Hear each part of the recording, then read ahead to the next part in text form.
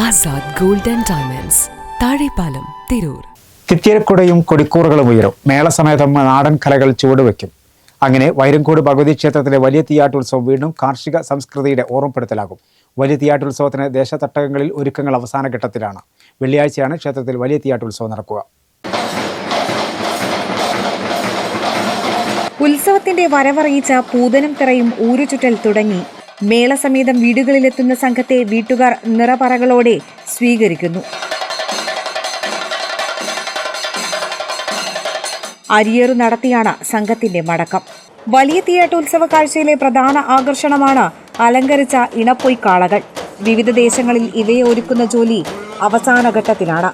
അപൂർവമെങ്കിലും ചിലയിടങ്ങളിൽ കാളകെട്ടു കല്യാണം എന്ന ചടങ്ങും ഉണ്ടായിരിക്കും. കൊടിവരവുകൾക്ക് മുൻപിൽ കാഴ്ചയ്ക്കായി പിടിക്കുന്ന തിത്തേരിക്കുടയുടെ നിർമ്മാണവും പൂർത്തിയായിട്ടുണ്ട്. കൊടിക്കൂറയുമായി മേളസംഘവും വീടുകളിൽ കയറി ഇറങ്ങുന്നുണ്ട്. വലിയ തീയാട്ടുത്സവത്തിനുള്ള മരമുറി ഇന്നലെ രാത്രി നടന്നു. വിശ്വാസികൾ വഴിപാടായി നൽകുന്ന വരിക്കപ്ലാവാണ് അവകാശികളുടെ നേതൃത്വത്തിൽ മുറിച്ചത്. ഉത്സവപ്പറമ്പിൽ മിഠായി സ്റ്റോളുകളും കാർണിവലുകളും ഇതിനകം സജീവമായിട്ടുണ്ട്.